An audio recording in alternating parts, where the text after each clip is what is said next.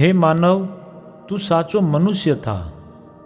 મિત્રો, સંસ્કૃતના મૂળમાં વિચાર અને વિવેક આ બે બાબતો રહેલી છે.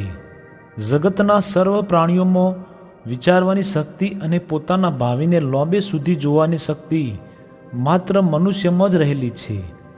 તેથી તેના વિચારોની મદદથી તેને પોતાના જીવનમાં નોંધપાત્ર પરિવર્તનો કર્યા છે.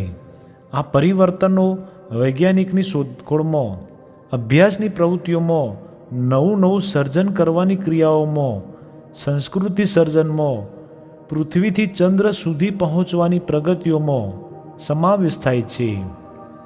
ઈશ્વરે બુદ્ધિ આપીને માણસને ઉચ્ચ કોટીનો માનવ બનવા તેને અગાધ શક્તિઓ આપી છે. તેનો સદુપયોગ માનવને સાચો મનુષ્ય બનાવે છે અને જીવન મંગળમય બનાવી દે છે. પણ તેઓ દુરુપયોગ તેને દાનવ, રાક્ષસ, ચોર, લૂંટારુ, આતંક બનાવીને પશુથી નીચલી કક્ષાનો ઢોર જેવો બનાવી દે છે. સંસ્કૃતિ એટલે માનવીને જંગલી અવસ્થામાંથી સભ્ય અવસ્થાએ લઈ જવાની પ્રક્રિયા અને પરિબળો. જગતની ચૈતન્ય સૃષ્ટિમાં મનુષ્ય બીજા પ્રાણીઓથી 4 બાબતે જુદો પડે છે. નંબર 1, તેનો શારીરિક આકાર. નંબર 2, તેનો સામાજિક વારસો. નંબર 3, બુદ્ધિ. અને નંબર 4, વાચા એટલે વાણી શક્તિ.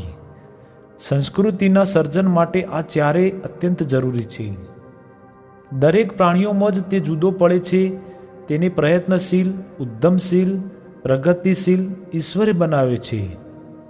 આ દરેકના સદુપયોગ માટે સદવિચારો, સદબુદ્ધિ, સત્સંગ, સદાચારનો જે સારી રીતે કરે તો તેની માનવતા તેને મહાન માનવ બનાવી દે છે અને તેનો દુરુપયોગ એને અધોગતિએ લાવી પશુ જેવો બનાવી દે છે.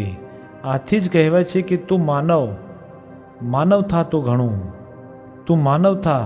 પ્રાણીઓને કે અન્ય જીવોને કહેવાતું નથી કે તું પ્રાણી થા. આપણે હંમેશા સાંભળતા હોઈએ છીએ કે માણસાઈનો દુકાળ છે, તો આપણે જાતે જ માણસ બની જઈએ તો?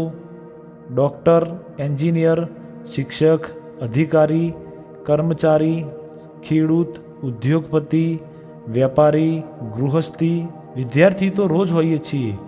તેનો દુકાળ નથી, પણ સારી માનવતા, માણસાઈ તો ક્યારેક જોવા મળે છે. આજે તે માણસાઈનો દુકાળ છે.